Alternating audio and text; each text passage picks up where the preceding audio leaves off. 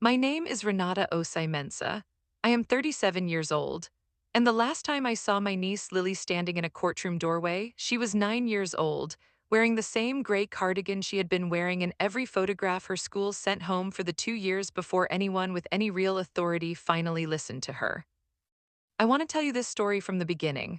But the beginning, if I am honest, is not a place I can locate cleanly. It spreads out in every direction. It touches things I did not know were connected until I was sitting in a conference room on the fourth floor of the Cuyahoga County Courthouse with a woman named Denise Whitmore, who was the presiding magistrate's case coordinator, and she slid a folder across the table to me and said very quietly that the judge had opened the file herself. Not because anyone asked her to, because she had seen Lily's name on a continuance request for the fourth time in 14 months, and something about the sequence of it did not sit right with her. That was October of 2021. I had been trying since January of 2020. I need you to understand what that gap between those two sentences actually means. Not as a general statement about broken systems or overwhelmed courts, but as a specific accounting of hours. Of phone calls that went to voicemail and stayed there. Of forms I filled out that were received and logged and then, as far as I could tell, set on a shelf to wait for someone who never came. I kept a log. I keep logs by habit. I am a forensic bookkeeper by profession, and I have been one for 11 years, and the part of my brain that timestamps everything and draws lines between entries that do not match up does not turn off when I close my laptop. It runs all the time. It was running through every single hour of those 22 months. It is running right now, in fact, as I sit here telling you this story. It does not stop. Lily's file, by the time the court was done with it, was 417 pages.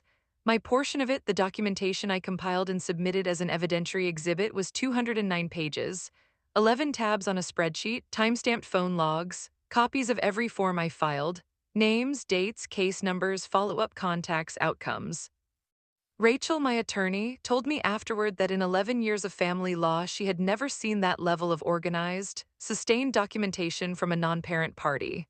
She said every professional who touched the case commented on it.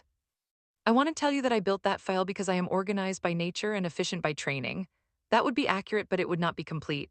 The fuller answer is that I built it because Lily's name was in it, and Lily was 6 years old when I started, and every time I thought about stopping, about accepting a case closed notice from CFS at face value, about deciding this was not my fight, I would think about Paula Engel's voice on the phone saying, she said it in a voice that sounded practiced.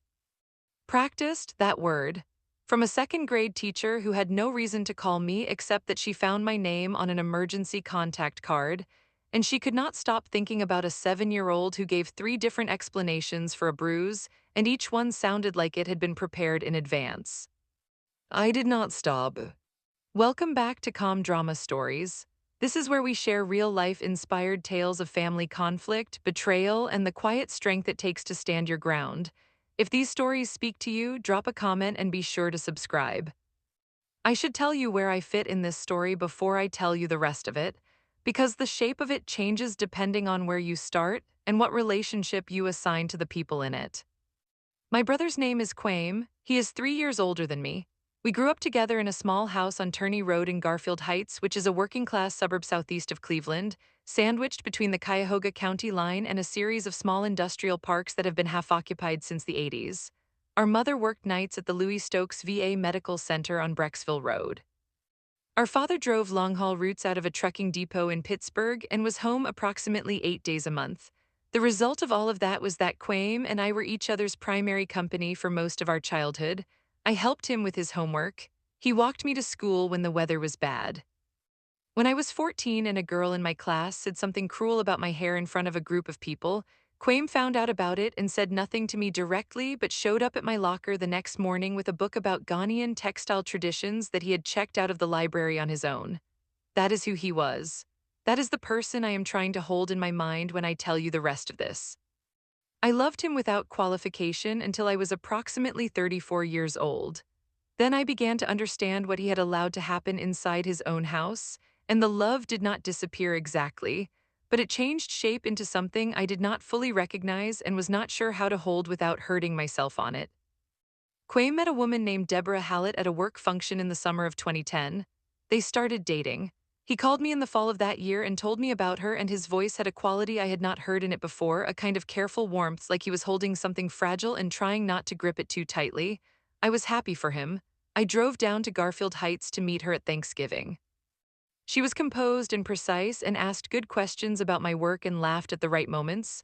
I thought she was excellent. I told Quame that on the drive back to Cleveland Heights. He was quiet for a moment and then said, "I think she is too." They married in June of 2012 at a small venue in Middleburg Heights. I was there, my mother was there. Deborah's parents flew in from Phoenix. It was a warm evening. The food was good. I danced with my brother twice, and he was happy in a way that I had not seen him be in years, a specific unguarded kind of happy that I associated with him at 12 years old before he started working summers to help with the bills, and the unguarded quality got replaced with something more careful. Their daughter Lily was born in February of 2013, 6 days before my 31st birthday. I was at the hospital the night she arrived. I held her when she was 4 hours old. She had a full head of dark hair and she made a sound like a small hinge that needed oil, and I told my brother she was the most specific-looking baby I had ever seen. He laughed. Deborah was asleep. The room smelled like disinfectant and something floral someone had brought in and set on the windowsill. I sat in the chair next to the bassinet for 2 hours watching Lily breathe. I come back to that sometimes. 2 hours watching a 4-hour-old baby breathe. Before any of it. Before I had any framework for what was coming or any reason to think one was needed. Just a room and a baby and my brother asleep in the recliner on the other side of the bassinet, and the city of Cleveland doing what it does at 2 in the morning outside the window. Deborah was from early on a person who managed her environment with a precision I did not initially understand how to read.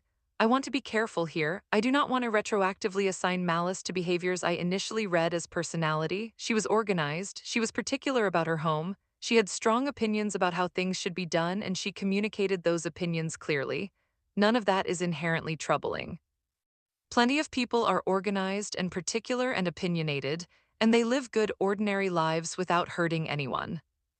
What I noticed slowly over the course of several years was something different from organization. It was a specific quality of management of the social world around her, of Quame in particular, small things at first. He deferred to her on decisions I would have expected him to make independently. He repeated her opinions back to me in conversations as though they were his own, using phrases that did not sound like how he talked. He stopped suggesting plans that involved my mother without first consulting Deborah in a way that was more negotiation than conversation. These things accumulated over time the way small deposits accumulate, individually unremarkable, collectively significant. In March of 2015, Deborah told Quame that my mother had made a comment about her parenting during a visit to the house the previous week. She said my mother had implied that Deborah was too strict with Lily and that she was not nurturing enough. My mother had not made that comment. I know she had not because I had been at that visit. I was standing approximately 2 feet away from my mother for the duration of it, and my mother had spent the afternoon talking about a cassoulet she was trying to perfect and watching Lily sort plastic blocks by color. She had not said a single critical thing about Deborah's parenting in my presence. Quame called me 2 days after the visit. He was not angry exactly. He was managed. He spoke in a voice that had been smoothed of all the texture I associated with him, the humor and the hesitation and the specific way he had of dropping to a lower register when he was saying something he actually meant. He used phrases that sounded assembled. He said they needed some space to focus on their family unit right now. He said Deborah was stressed and they were trying to establish some boundaries. He said he hoped I could respect that. I said, of course. I did not call him back for 6 weeks, not out of anger, out of the recognition that I was dealing with something that did not respond to directness.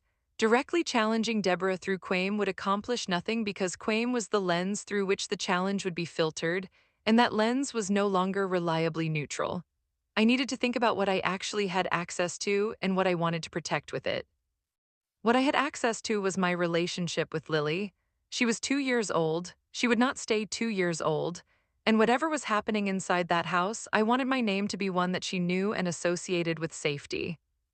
That turned out to be the most important decision I made in the whole of this story. Between 2015 and 2019, I saw Lily approximately 11 times. Brief visits, always arranged through a process I was not part of, always supervised in the specific sense that Deborah was present and managing the room. She managed the room the way a stage manager manages a production. She was warm always. She offered me food and asked after my work and included me in conversations. But she also positioned herself between Lily and me physically in ways that required me to navigate around her to have a direct exchange with my niece. She redirected conversations when they began to move in directions she had not initiated. She ended visits with a graciousness that was impenetrable, saying things like, "Lily's so tired, you know how she gets, we should let her rest," in a voice that made it impossible to disagree without seeming unreasonable. Lily was different each time I saw her after 2016. She had been, as a toddler, bright and specific and interested in everything. The particular kind of talkative that suggests a mind that is sorting incoming information at high speed. She had opinions about her food. She had a complicated relationship with a stuffed bear named Harold that involved rules and rituals I did not fully understand. She laughed easily and with her whole body, and sometimes she would find something so funny that she would have to sit down. By 2017, she was different. She answered questions in short, complete sentences. She watched her mother's face while she answered. She laughed when her mother laughed and stopped when her mother's expression shifted. She was polite in a way that did not feel like politeness exactly. It felt like practice, like she was performing a version of herself that had been approved. I noticed that. I logged it, not in the spreadsheet yet, just in the part of my brain that keeps accounts whether I ask it to or not. I did not say anything. There was nothing to say that would have gone anywhere useful. In November of 2019, my phone rang while I was at my desk on a Tuesday afternoon. The call came from a number I did not recognize with a 216 area code. I picked up because I pick up 216 numbers. It was Paula Engel. She introduced herself as a second-grade teacher at Ridgemont Elementary on Turney Road in Garfield Heights. She said she had found my number in Lily's emergency contact card under a field labeled secondary aunt. She spoke carefully, the way people speak when they are not sure how the information they are about to give is going to be received, when they have practiced the sentence but are not entirely sure they should say it. She told me that Lily had come to school 3 times in the previous 2 weeks with visible bruising on her left forearm. Small in diameter, she said, circular in shape, the kind that was not consistent with the explanations Lily gave. The first time, Lily had said she bumped into a doorframe. The second time, she said she fell against the edge of her desk at home doing homework. The third time, she had said, and Paula quoted this directly, "I bumped into something, but I don't remember what." She said it in a voice that sounded practiced. I asked Paula how old she was. 24, she said. Her second year teaching. I noted that because I wanted to understand the weight of what it had taken for a 24-year-old in her second year to pick up the phone and call a secondary aunt she had never spoken to. That takes something. I asked what she had done with the observations. She said she had filed a mandatory reporter form with Cuyahoga County Children and Family Services on November 4th, 15 days before this phone call. She said she had been told it would be investigated. She said she had not heard back, and as far as she could determine, no one had contacted the school. I thanked her. I said I was glad she called.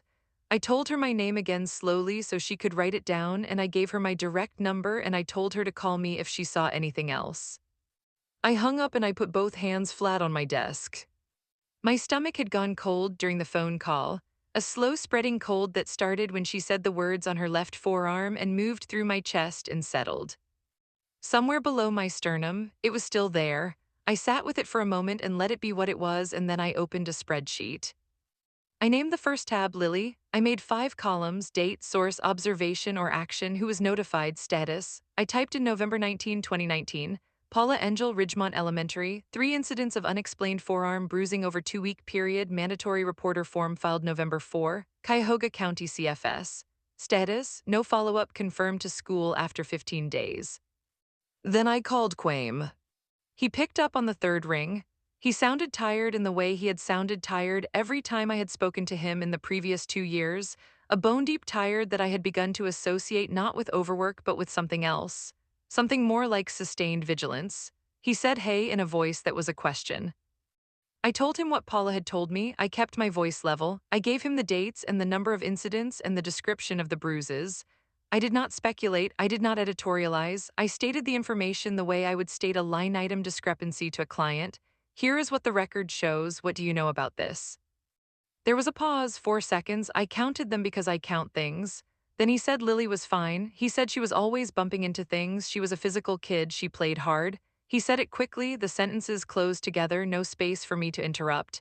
He said Deborah had already spoken to the school. He said they appreciated my concern. My concern. He said those 2 words and then said he had to get back to something. He said it was good to hear from me. He hung up. I sat with the phone in my hand for a moment. Then I put it down and typed into my spreadsheet, spoke to Quame November 19 at 6:47 p.m. He was aware of the incidents, said Lily was fine, said Deborah had spoken to the school, no further information provided. Call duration 4 minutes 11 seconds. Status no resolution. The first call I made to Cuyahoga County Children and Family Services was the following morning, November 20th. I gave the woman who answered my name and a brief description of why I was calling. She took the information and the case reference number that Paula had given me and said someone would be in touch. I asked when. She said she was not able to specify a time frame. I asked if I could leave my number for a specific follow-up. She said yes. She took my number. Nobody called. I called again on November 27th. I gave my name and the case reference number again. I was told the case was under review. I asked what under review meant in terms of next steps. The woman said she could not discuss an open case file with a non-party. I said I was the secondary aunt listed on the child's emergency contact card and that I had been called by the mandatory reporter directly. She said she understood, but that standing to receive case updates required legal relationship to the child. I said, how do I establish that standing? She said I should consult a family law attorney. I wrote that down, then I looked up family law attorneys in Cuyahoga County and made a list. I called CFS again on December 9th. This time a man answered. I gave my name and the case number. He put me on hold for 3 minutes. He came back and said the case had been closed following a home visit that found no evidence of concern. I asked when the home visit had taken place. He said November 22nd. November 22nd, 3 days after my call with Paula, which meant the visit had been arranged within 72 hours of the mandatory reporter form being received, which meant it was almost certainly announced. No agency operating on a 3-day turnaround in a county the size of Cuyahoga was conducting unannounced visits on newly opened mandatory reporter cases, which meant Deborah had known they were coming. I wrote that in the notes column. 3-day turnaround, November 4 report to November 22 visit, strongly suggests announced visit. What does a prepared house look like compared to a real house, and who is trained to see the difference between them? Nobody answered that question for me that day. I went back to my list of family law attorneys.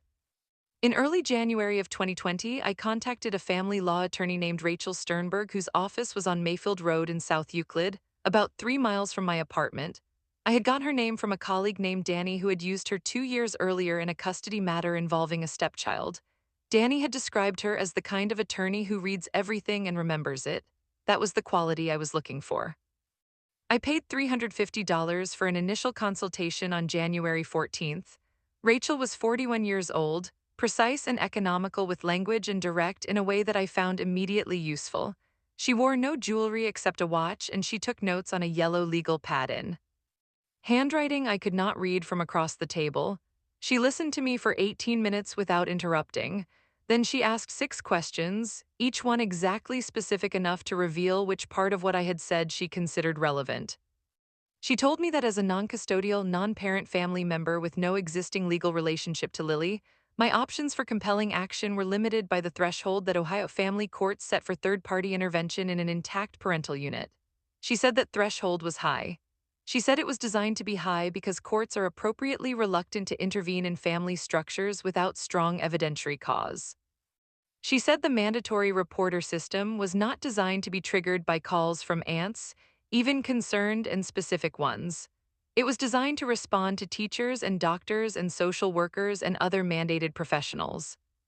She said the most useful thing I could do was document everything. Keep communication channels open with any school or medical professionals who had direct access to Lily. Look for a pattern that was consistent and documented enough to support either a CPS escalation or a formal petition for third-party custody. I told her I had been documenting since November. She asked if she could see what I had. I opened my laptop and turned it toward her. The spreadsheet was on the screen.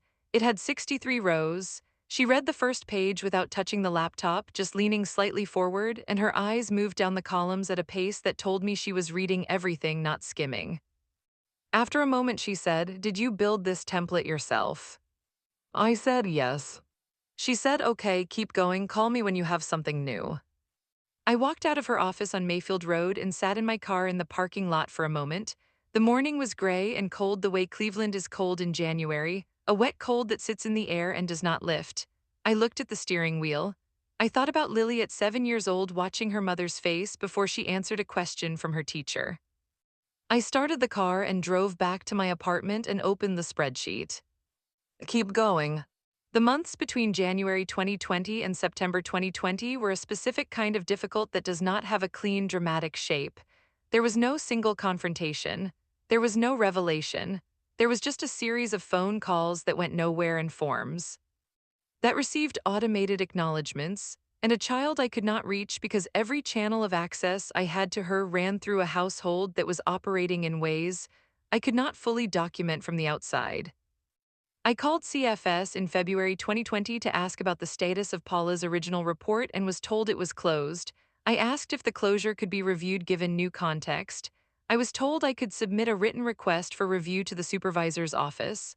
I did. I received an automated response acknowledging receipt. I heard nothing further. I called Paula Engel in March 2020 to check in. She told me Lily seemed quieter than usual that year, that she had started answering questions with shorter responses, that she had once asked Paula out of nowhere whether teachers were allowed to tell parents everything a child said in class. Paula had said yes, generally. Lily had nodded and not said anything else. I put that in the spreadsheet. March 17, 2020, Paula Engel. Lily asked whether teachers are required to report child statements to parents. Behavioral note, speaking less, shorter responses. I called Rachel Sternberg in April 2020 and reported where I was. She said we did not yet have enough for a formal petition. She said to keep documenting. She said if anything escalated to contact her immediately. The pandemic began closing things down that spring. Schools shifted to remote learning. My access to any professional who had direct eyes on Lily effectively disappeared. I had no visibility into how she was doing. I had no way to communicate with her teachers or document new incidents. I drove past Quame's house on Longmead Avenue in Garfield Heights once that spring, not to do anything, not to knock on the door or film the property, just to know the building was still standing and that there was a child in it. I parked on the opposite side of the street for about 10 minutes and then drove away. That was one of the lowest points of that year. Schools reopened in person in the fall of 2020. Lily started third grade. Her teacher was a man named David Okonkwo, 26 years old, second year teaching at Ridgemont Elementary. He found my name the same way Paula had found it in the emergency contact card under secondary aunt. He called me on the morning of September 14th. He told me Lily had come to school that morning without having eaten. He said she had been at school for an hour before she told anyone. And when he noticed she was not focused, he asked her directly. She had been at Ridgemont long enough that the faculty knew her. He said she had a bruise on her left cheek that she said she got from falling off a bike over the weekend. He had asked a few follow-up questions, the natural questions: which bike, where were you riding, who was with you? She could not answer any of them, not vaguely, not with uncertainty. She had no answers. He had already filed a mandatory reporter form that morning before he called me. He told me this clearly. He said he wanted me to know he had done it before calling because he did not want me to think the call was a substitute for the official report. The call was something else. He said Lily had asked him to make it. She had asked him to call me. I was at my kitchen counter when he told me that. I set the phone down on the counter and stood there with it against my ear and looked at the wall. Something happened in my chest that I cannot describe exactly. It was not pain and not relief. It was more like something I had been bracing against for a year suddenly revealed itself to be bracing against me in return. She had kept my name in her head. Through years of limited contact, through whatever was happening in that house, through being 7 and 8 years old with no vocabulary for what she was trying to survive, she had held on to the fact that there was an aunt who was trying, and she had asked her teacher to find that aunt's number. I said to David, "How did she ask you?" He said she had come up to him during free reading time and said quietly that there was someone on her emergency card who was trying to help her and would he call them. I said, "Okay, thank you." I called Rachel Sternberg within the hour. She told me the two documented incidents across 2 different school years, combined with the documented pattern of CFS contacts and case closures, gave us enough to file a formal petition. She said she wanted to move before the new CFS report was closed the way the last one had been. She wanted the petition and the CFS report to be active simultaneously so that neither could be easily administratively disposed of without touching the other. We filed on October 1, 2020. Rachel's petition formally requested a third-party custody evaluation from the Cuyahoga County Juvenile Court, citing a documented pattern of mandatory reporter filings spanning 12 months behavioral indicators observed by two separate educators across two consecutive school years, and what she described as a consistent pattern of institutional response that had failed to result in any protective action. The petition was received, acknowledged, assigned to a magistrate's docket. We waited. October 2020, November 2020, I called the court clerk's line on November 14th and was told the petition was in queue for scheduling. I asked what the expected timeframe was. She said she could not provide a specific timeline. I said the child is 7 years old. She said, yes, ma'am, I understand. I said, can you note that I called? She said she would note it. December 2020, the holidays. I sent Lily a card to the Longmead Avenue address. I did not know if she received it. I put my phone number on the inside of the card with a sentence that said, you can call me anytime. I do not know if Deborah intercepted it. January 2021, a CPS caseworker named Terrence Mills contacted me for the first time. He had been assigned the open case file that included both Paula's and David's reports, which had been linked. He called me on a Tuesday morning and was direct in a way I had not encountered from anyone in that system in over a year. He said he had read the file and he had questions. We met at a coffee shop on Lee Road in Cleveland Heights on January 19th. He was in his mid-30s, methodical, the kind of person who listens with his whole attention in a way that is immediately distinguishable from the kind of listening that is really just waiting to speak. He ordered coffee and did not touch it while I talked. I had printed 2 copies of my spreadsheet, which now had 231 rows across 4 tabs. I slid 1 copy across the table. He read the first tab for approximately 5 minutes without saying anything. He turned to the second tab. He read the header columns, date, source, observation, contact, status. He went back to the first tab and read several entries again. He said, how long have you been keeping this? I said, since November 2019. He looked at the column labeled status and specifically at the entries that said no response or case closed, no finding. He was quiet for a moment. He turned to the notes tab. He read 2 entries and then looked up. He said, I'm going to go back and look at the home visit records from November 2020. Something in me went very still, not relief, something more cautious than relief. The word that comes to mind is calibration. I recalibrated slightly, enough to register, not enough to change posture. He called me 8 days later. He said the November 2020 home visit had been conducted by a caseworker who had since left the agency. He said the notes from the visit were brief, unusually brief for a case with this history. He said the documentation of the visit itself was incomplete in ways he was going to characterize internally as a gap. He said he had some concerns he was going to elevate. I wrote that in the spreadsheet. January 27, 2021, Terrence Mills. November 2020 home visit notes brief and incomplete. Caseworker no longer employed. Internal elevation of concerns noted. Status pending. In March of 2021, Terrence filed a supplemental report to the court, formally attaching his own observations and documentation review to the existing case file. In April, Rachel filed an amended petition incorporating the supplemental report. In May, she filed a second amendment adding a statement from David Okonkwo, who had agreed to provide a written declaration about his observations during the September 2020 incident. In June of 2021, a preliminary hearing date was scheduled for October 15th. I called Rachel when I got the date. She told me to expect a procedural hearing, not a substantive one. She said the goal was to establish standing, introduce our documentation into the record, and trigger a formal evaluation order. She said even if everything went perfectly, we were looking at months more of process. I said, how many months? She said, if the evaluation is ordered in October and completed by December, a full hearing could be February or March of 2022, at the earliest. I did the math. February 2022 was 27 months after I had first called CFS. It was 29 months after Paula Engel had called me on a Tuesday afternoon and told me a 7-year-old's explanations for bruising sounded practiced. I said, okay, I'll be ready. Have you ever been in the position of knowing that a child needs help and having every official channel available to you move so slowly that you began to question whether the slowness itself was a form of the answer? Have you ever filed a form and waited 3 weeks, and then filed the same form again because the first one disappeared into a process you had no visibility into? Have you ever sat in your car outside a building where a child was sleeping and told yourself that showing up was still something, even when it felt like nothing? Tell me in the comments. I read every single one.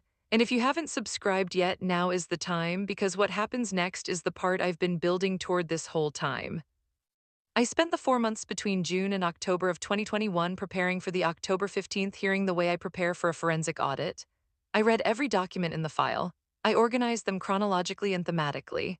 I wrote a summary timeline that was 42 pages long and could be navigated without reading straight through. I had conversations with Rachel every 2 weeks that lasted between 30 and 90 minutes depending on what had moved. I prepared for questions I expected to be asked, and questions I did not expect, and questions designed to destabilize rather than inform. I also, during those months, did something I had not allowed myself to do for a long time, which was to sit with what I knew about Deborah and try to understand it not as evil, because evil is not a useful analytical category but as a system. What was the system? What was it optimizing for? What were its inputs and outputs, and what were the vulnerabilities that had allowed it to persist? The system was control, not cruelty for its own sake. Control for the sake of safety, as Deborah experienced safety, which was a world that remained predictable and oriented around her and confirmed her version of herself. Quame had been the first subject of the system, and he had been successfully managed. Lily had been born into it. The extended family, my mother and I and Quame's few close friends, had been progressively isolated from the household through a series of manufactured grievances and managed perceptions that were individually plausible and collectively impenetrable. The vulnerability in the system was documentation. Deborah was good at managing perceptions in real time. She was less good at managing the accumulating weight of a record. The bruise on the forearm looked accidental the first time. It looked less accidental the second time. By the third time, it had a pattern. Patterns were what I was built to see. October 15, 2021 was a Thursday. I put on a gray blazer I had worn 4 years earlier when I testified before a Cuyahoga County auditor's panel in an unrelated professional matter. I wore it because it fit well and because I had been calm and clear and accurate in it before, and I wanted that association when I walked into the building. I parked in the garage on Ontario Street and walked to the courthouse. It was cold, a real October cold that had come early that year, the kind that makes the air feel like it has edges. I went through security. I took the elevator to the fourth floor. I sat on a wooden bench outside the magistrate's courtroom and waited. Rachel was inside speaking with someone from the Family Services Division. The hallway was quiet. There was a water fountain across from me that made a low hum. Denise Whitmore came and found me at 10:23 in the morning. She was in her early 50s, professional and direct, and she introduced herself by full name and title and said she wanted to speak with me before we went in. She said it in a tone that was neither alarming nor falsely reassuring, just informational. She led me down the hallway to a small conference room with a table and 4 chairs and a window that looked out onto the parking structure on Huron Road. She told me the magistrate had reviewed the full case file the previous week. She said, not the summary, the full file. She said the judge had noticed that the name Lily Ose on the docket had 4 continuance requests attached to it, all filed by Deborah and Quame's legal representation spread across 14 months. She said the judge had pulled the original mandatory reporter forms from 2019 and from September 2020. She said she had reviewed Terrence Mills' supplemental report. Then she slid the folder across the table to me. I opened it. The evaluation order was 3 pages, printed on court letterhead.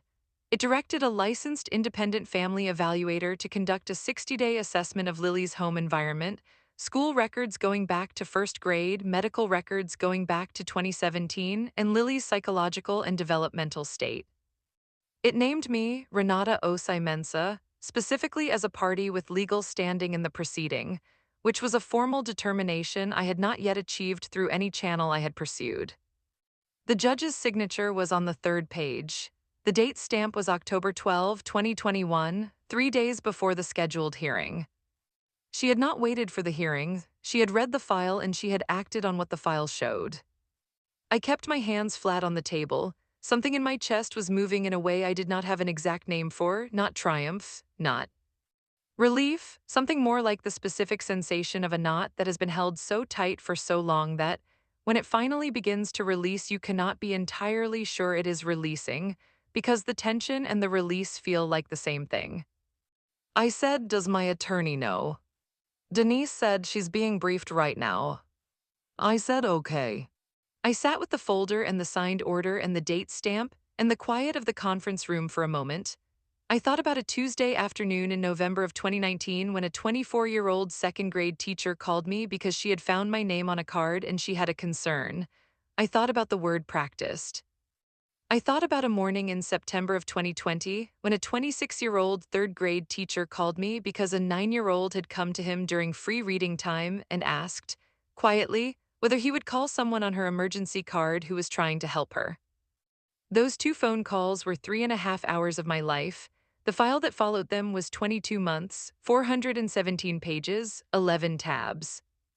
I picked up the folder and stood up. The hearing itself lasted 38 minutes. It was procedural in the way Rachel had described. The evaluation order was entered into the record. Deborah's attorney objected on 3 grounds: standing, materiality, and scope. The magistrate acknowledged each objection, noted it, and declined to act on it with the specific calm of someone who has considered the objections already and found them insufficient. Quaim sat at the counsel table next to Deborah and did not look at me once during the proceeding. Deborah looked at me twice.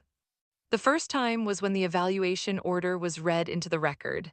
She looked across the room with an expression that I had seen at family gatherings over 9 years, the expression of someone who has expected an outcome and received a different one and is recalculating very quickly without showing the work. The second time was just before she left the room. She turned in the doorway and looked at me with something more settled in her face, not quite defeat, something adjacent to it, the recognition that a thing she had managed successfully for a long time had stopped being manageable. I looked back at her. I did not make my face do anything. She looked away first. Rachel leaned over at some point during the proceeding and wrote something on her legal pad and angled it toward me. It said the 4 continuances were delay tactics. She was hoping the file would go cold. The judge saw through it. I read it. I nodded once. I looked back at the front of the room. The evaluator assigned to the case was Dr. Sandra Kwiatkowski, licensed family psychologist based in Beechwood, 19 years of experience in family evaluations for the Cuyahoga County court system. She was systematic and unhurried and communicated with me through Rachel at appropriate intervals. She met with Lily 4 times over the 60-day evaluation period. She interviewed Quaim twice and Deborah 3 times. She reviewed 31 months of school records from Ridgemont Elementary, 11 medical records dating back to 2018, a pediatric wellness visit from 2017, and the complete documentation package I had compiled and submitted through Rachel as an evidentiary exhibit. Rachel told me afterward that when Dr. Kwiatkowski received my documentation exhibit, she had called Rachel and said, "I have never received this quality of third-party documentation in a family case." She had not said it as a compliment exactly. She had said it as a statement of fact with implications she did not need to articulate further. Dr. Kwiatkowski submitted her evaluation report to the court on December 22, 2021. The full custody hearing was scheduled for February 18, 2022. It was held in the main hearing room on the 4th floor of the juvenile court building, a larger, more formal room than the magistrate's conference room where I had sat with Denise Whitmore in October. The magistrate was the same one who had issued the evaluation order.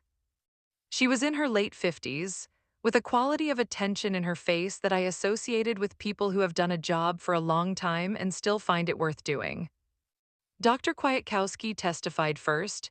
She was on the stand for approximately 90 minutes. She walked through her methodology and her findings in the systematic, unhurried way I had come to associate with her, giving the court everything it needed without ornamentation or emphasis.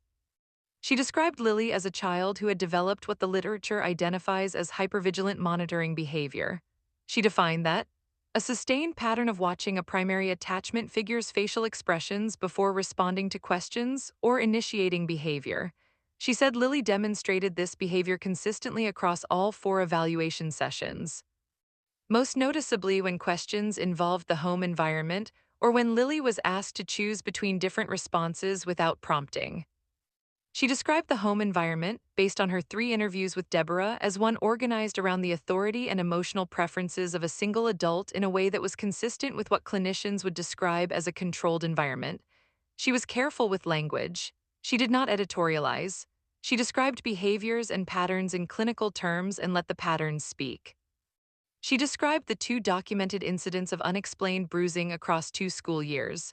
corroborated by Paula Engel's written declaration and David Okonkwo's written declaration and the original mandatory reporter forms, as consistent with an environment in which physical harm occurred and explanations were prepared in advance. She described Lily as a child who had, in their third evaluation session, told her, "My aunt has been trying to help me for a long time, but she couldn't get in. I want her to get in now." She said it in a voice that was too careful by half. "I want her to get in now." I was sitting at the petitioner's table when Dr. Kwiatkowski said those words. I had a pen in my hand and a legal pad in front of me, and I had been taking notes throughout the testimony, the way I take notes, specific and time-stamped. When she said those words, I put the pen down. Something behind my sternum went very tight and very still. I testified after Dr. Kwiatkowski. I was on the stand for 40 minutes. Rachel walked me through the documentation timeline chronologically, question by question, date by date. I gave every date from memory because I had been living inside the file for over 2 years, and every entry was attached to a day I could feel when I touched it. November 19, 2019, November 20th, November 27th, December 9th, January 14, 2020. The sequence was intact, the record was clean. Deborah's attorney cross-examined me for approximately 15 minutes. He attempted to characterize my sustained documentation as evidence of unhealthy preoccupation.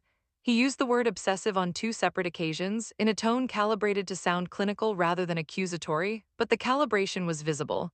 I answered each question in the same register I would use to describe a discrepancy in a client's quarterly books. I said I documented what I observed because documentation is how I work. I said I made contact with the agency when I had not received a response to a prior contact, and there was an open case file involving a child who had twice presented with unexplained injuries. He asked, "Did you consider that your repeated contacts might constitute interference in a family matter?" I said I considered that my niece had asked 2 different teachers to call me in 2 consecutive years because she needed help. I documented that too. He did not have a follow-up question. The magistrate's decision was entered into the record on March 4, 2022. Sole physical custody awarded to me Renata Osei Mensah, liberal and unsupervised visitation for Quame, structured visitation for Deborah, contingent on completion of a certified therapeutic parenting program and quarterly review of compliance, mandatory court reviews for a period of 2 years. The decision cited the evaluation report, the pattern of documented incidents, the consistency and quality of third-party documentation, and the child's own expressed preference communicated through the evaluator. The legal fees I had paid over 26 months were $14,200, not a number I had budgeted for, a number I had paid because there was no version of the situation where I did not pay it. Rachel called me when the decision came through. She said she had been practicing family law for 11 years, and in that time she had never seen a case turn as definitively on third-party documentation as this one had. She said Terrence Mills had told her the same thing from the CFS side. She said Dr. Kwiatkowski had told her the same thing from the evaluation side. She said the judge had noted in her written decision that the documentation presented by the petitioner reflected a sustained and organized effort spanning over 2 years that demonstrated, in her phrase, a level of commitment to the child's welfare that the court found fully credible. I sat in my car in the parking lot of the building on Mayfield Road where Rachel's office was, and I read that phrase twice. A level of commitment to the child's welfare that the court found fully credible. I put the phone in my lap. The afternoon was gray and cold, the specific Cleveland gray of early March, the kind that makes everything look like a photograph taken slightly out of focus. I sat there for a while. Lily moved into my apartment on March 12, 2022. She was 9 years old. She had one rolling suitcase, a backpack with a broken zipper pull, 2 library books she had not returned, and a small stuffed rabbit named Harold that she had been keeping hidden in her backpack for approximately 2 years because Deborah did not approve of stuffed animals in the house. She carried Harold in the front pocket of the backpack when she came through my door. She stood in the entryway of my apartment and looked around the way you look around a space when you are trying to determine whether it is safe to relax. She looked at the living room. She looked at the kitchen. She looked at the hallway that led to what was now her bedroom, which I had painted a pale yellow because she had once told David Okonkwo in a class exercise that her favorite color was sunflower. She looked at me. I said, "You can put Harold wherever you want. This is your home now." Something in her face changed. Small, a micro shift like a joint that has been locked releasing a fraction of a degree. She looked down at Harold, she held him against her chest. She said in a voice that was still doing the careful thing, the practiced sounding thing, only softer now, okay. We ordered pizza from Jerisi's on Mayfield that night. She ate 3 slices of pepperoni. She told me unprompted that Harold's full name was Harold Reginald Osei, that she had given him Quame's last name when she was 4 years old, and that she had been practicing how to say his full name out loud for 2 years without letting anyone hear her do it. She said this matter-of-factly, the way a person reports a logistical detail, and then she picked up her 4th slice of pizza and took a bite. I did not say anything for a moment, then I said, "That is a very good name for a rabbit." She said, "I know." She fell asleep on the couch at 8:47. I put a blanket over her and turned off the overhead light and sat in the chair across from her and watched her breathe in the low light from the kitchen. Harold was on the cushion beside her with one ear folded under him.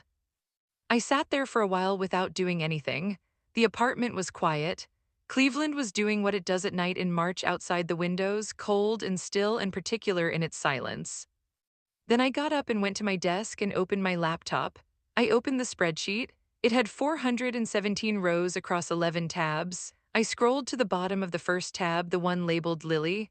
The last entry was, from that afternoon, March 12, 2022, in the source column I had written personal, in the observation column I had written Lily came home. I looked at the status column, I had left it blank. I clicked on the cell. I typed closed. I sat there for a moment with the cursor blinking, then I closed the laptop. I turned off the desk lamp. I sat in the dark apartment where my niece was asleep on my couch with her rabbit, and I let my shoulders come down. They came down about 3 inches. I had not known until that exact moment how long I had been holding them up. I want to tell you something about that spreadsheet now that it is closed. Now that the thing it was built to hold has been resolved and what it tracked is finished, or as finished as these things ever are. People who do what I do professionally, forensic bookkeeping, document examination, the reconstruction of financial histories from incomplete records, people who do this work develop a specific relationship with documentation. It is not the same relationship that most people have with paperwork. Most people experience paperwork as an obligation or an obstacle, something to get through and file away. We experience it differently. We experience it as evidence, as the residue of events. As the proof that things happened in the sequence they happened, and not some other sequence that someone with a motive might prefer. The spreadsheet I kept for Lily was not different in kind from the spreadsheets I keep for clients. It had the same columns, it had the same logic. Each row was a discrete event with a date and a source and an outcome. Each tab was a category of information that contributed to the whole. The whole, when read from the first row to the last, told a story that had a beginning and a direction and finally an end. What was different was what it cost to keep it. A professional audit has a client and a fee and a boundary around the engagement. This had none of those things. This was just me at my kitchen table in Cleveland Heights, adding rows to a file that nobody had asked me to build, for a child I was legally nobody to, because the child had kept my name in her head through everything and asked her teacher to call it. I will close by saying this. The system that was supposed to protect Lily failed her in specific, documentable ways that I watched happen in real time over 2 years. A mandatory reporter form filed in November of 2019 that did not result in a substantive response for over a year.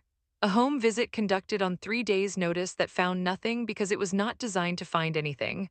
A petition that sat on a docket for 14 months while continuances accumulated. None of that is a surprise to anyone who has worked inside or alongside that system. It is the system operating as it operates under conditions of overload and underfunding and case volume that exceeds the capacity of the people tasked with managing it. I do not tell this story to condemn those people. Terrence Mills was one of those people, and he was the one who finally elevated what needed to be elevated. Paula Engel was a 24-year-old in her second year of teaching, and she made the call that started the record.